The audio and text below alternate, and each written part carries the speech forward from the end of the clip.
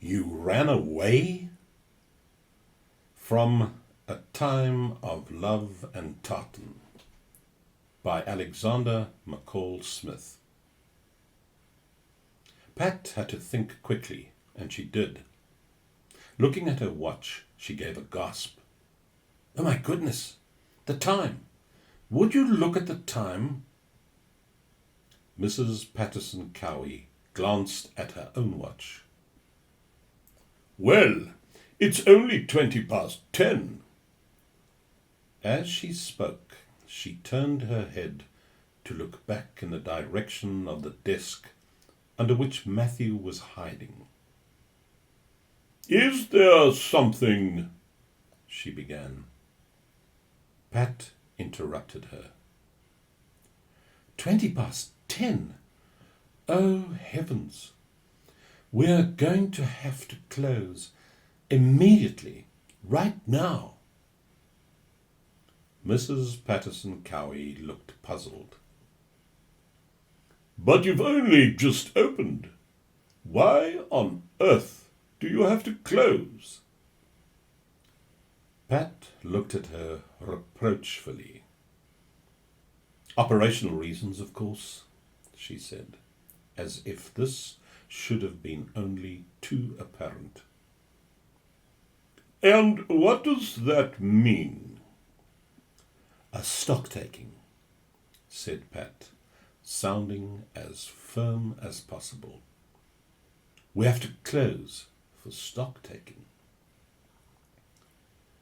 Mrs. Patterson Cowie looked even more puzzled. Stock-taking? Most of your stock, I would have thought, is on the walls. Why do you need to close if... Again, Pat cut her short. Look, I'm terribly sorry, she said.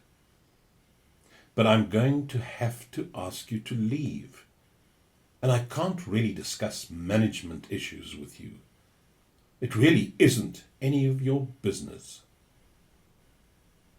It was against Pat's nature to be rude, but she felt that the only way of getting Mrs. Patterson Cowie out of the gallery was to give offence.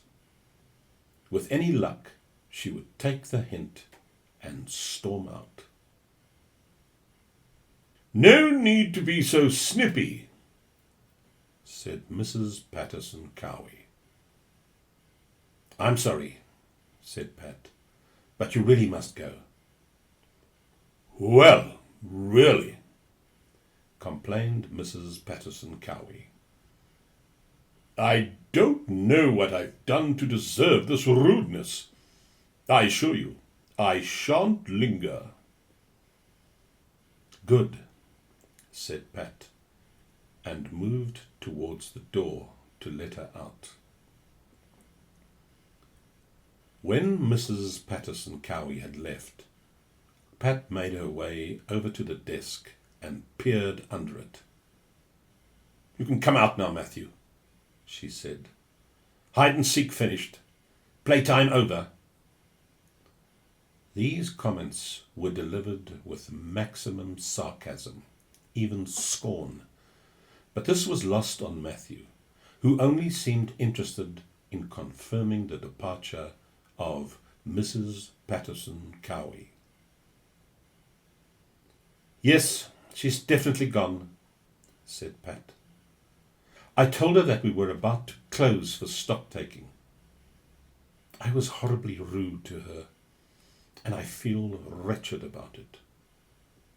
Good, said Matthew, rubbing at his leg to relieve the cramp that had set in while he was under the desk. That was quick thinking, Pat. I owe you. What you owe me is an explanation, said Pat. What a ridiculous performance. The least you can do now is to explain what that was all about. Matthew sighed. It's very complicated, you know, but I suppose you're right. I suppose I do need to tell you about it. You certainly do, said Pat. She heard you, you know. She heard you bump against the desk. I think she knew there was someone there. You could have told her it was a poltergeist, said Matthew, grinning. You could have said that we are plagued with poltergeists in the new town, and that she had better get out before chairs start whizzing through the air. Pat made a dismissive gesture. Come on, she said. Tell me. Matthew seemed reluctant. I tell you what, he said at last. Why don't we go to Big Lou's? I know I've just come from there, but I only had 1 cup of coffee, and I can have another. We can close up here for half an hour, and I'll tell you over a cup of coffee. Pat agreed, and as they left the gallery to cross Dundas Street, she asked Matthew again to explain his behaviour. Big Lou welcomed them warmly. Return custom, she said, smiling. Matthew had a cappuccino about half an hour ago, Pat. He's addicted, I suppose. Addicted to your company, Lou, said Matthew quickly. Oh, Horde, you're wished, Big Lou retorted. I'm not susceptible to flattery, Matthew. You should know that. And as for addiction, Matthew continued, my caffeine intake is very small compared with some. He looked at Pat, who loved having a cup of coffee on her desk at all times. Most of the time I drink decaf, said Pat defensively. Matthew shook his head. Except it isn't. A lot of these so-called decaffeinated coffees have quite a bit of caffeine in them. They have to be treated with a Swiss water process and then retreated if you want all the caffeine removed. With most decaffeinated coffee, you end up getting quite a hefty shot of caffeine, whether you like it or not. I don't care if I'm addicted, said Pat. I like coffee. And you're entitled to like it, said Big Lou. Didn't I listen to him, hen? Big Lou set about preparing their coffees.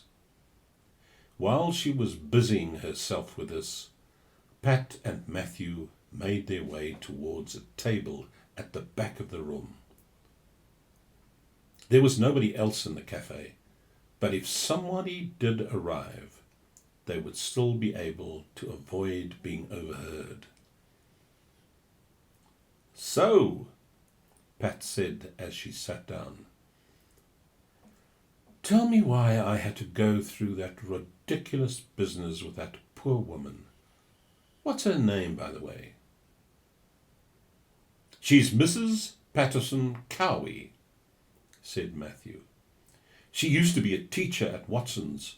She's retired now, as far as I know. And you didn't like her? Matthew shook his head. No, quite the opposite. I always rather liked her.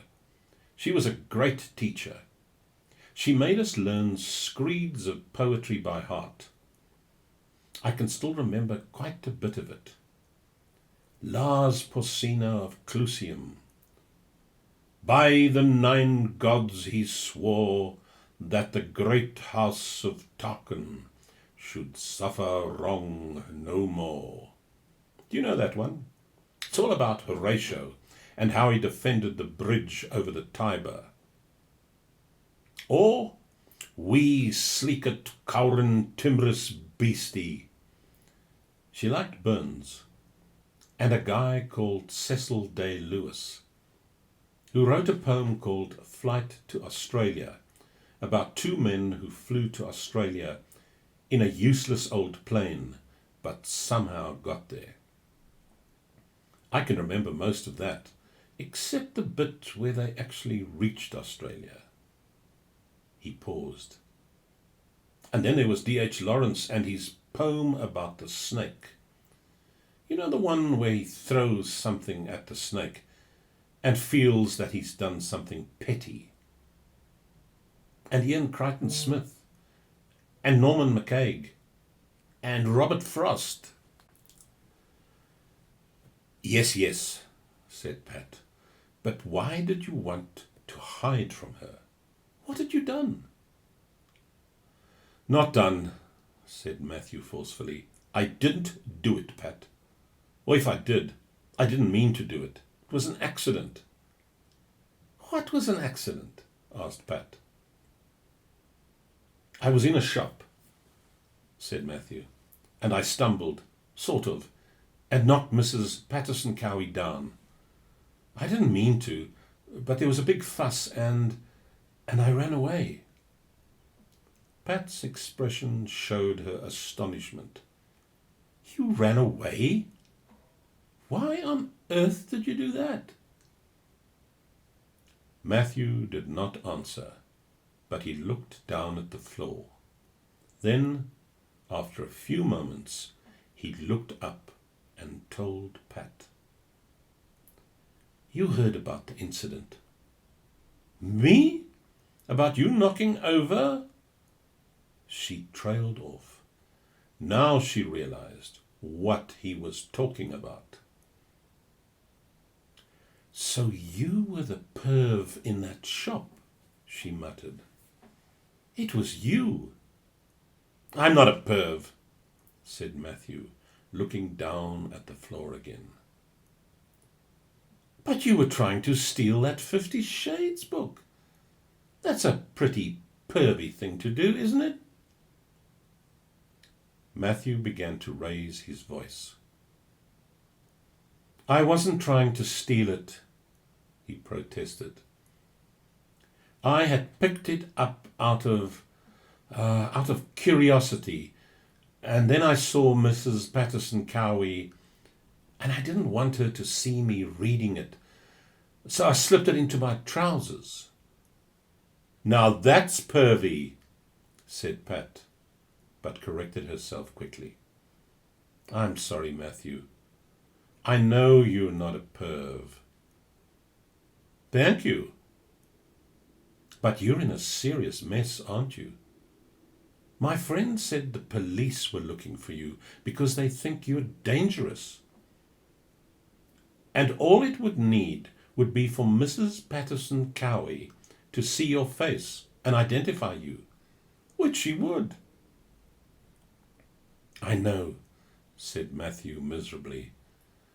I don't know what to do, he said. I really don't. I'll think, said Pat. There must be something. If you're innocent. Which I am, said Matthew. I really am. You know me, Pat. I'd never go around knocking people over. Of course you wouldn't, said Pat. She now felt sorry for Matthew, and she reached out to pat his hand gently. And at that moment, the door of Big Lou's opened, and Mrs. Patterson Cowie came in. Matthew had his back to her, but Pat was in full view. As Mrs. Patterson Cowie came in, she saw Pat and immediately recognized her from the gallery. She turned away to place an order with Big Lou. She's just come in, whispered Pat. Mrs. Patterson Cowie, corrected Matthew. You mean in here? He didn't want to turn around, But had he done so, he would have seen Mrs. Patterson Cowie, having ordered coffee, walk purposefully across the room towards them.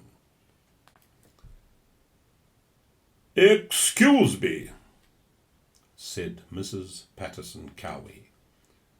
"I really feel that you were extremely rude to me over the road, and I thought—" She stopped. She had seen Matthew, who, feeling her eyes upon him, looked up slowly and with overt dread. "You!" muttered Mrs. Patterson Cowie. Matthew rose to his feet. "Mrs. Patterson Cowie, please listen to me. I never meant to knock you over. I swear I didn't. It was an accident, and it was all because I felt ashamed. I'd picked up this book, you see, 50 Shades of Grey, and I was so embarrassed." "Oh, that," said Mrs. Patterson Cowie. "Did you read it all the way through? I did. And do you know, I really didn't enjoy it at all. Not the finest prose in the world, and frankly, somewhat far-fetched. I could have made a far better job of it, you know." On the day of the resolution of what Matthew came to call, with good-natured self-mockery, l'affaire Patterson Cowie, the new au pair boy was due to start at 9 Mile Burn. The business with Mrs. Patterson Cowie had been traumatic, but had eventually been settled over a cup of coffee in Big Lou's once Matthew had apologized to the retired teacher. His apology had been graciously accepted, and Mrs. Patterson Cowie had then telephoned Gayfield Square police station to be put through automatically to a police call centre on the island of Barra. Speaking to a recording device, she had explained that the search for the young man who had knocked her over in the bookshop could now be called off. "All a misunderstanding," she said. "I've had a perfectly good apology from him, and have discovered, incidentally, that he's a former pupil of mine, and therefore a Watsonian. That's quite enough for me." Matthew had been immensely relieved. "It was awful being wanted by the police," he confided. "I felt so furtive in everything I did." "It's all over," said Mrs. Patterson Cowie.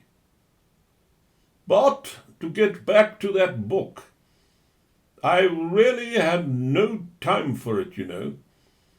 I can't understand what people saw in it." "Perhaps they saw that other people were reading it," suggested Matthew. "Perhaps that was enough. An immoral panic, perhaps." "Possibly," said Mrs. Patterson Cowie. "But let's not dwell on such things. Tell me, Matthew, are you attending Watsonian meetings regularly? You should, you know." Matthew promised to do his best. He would have agreed to anything for Mrs. Patterson Cowie now, who, by her generosity and forgiveness, had taken such a weight off his shoulders.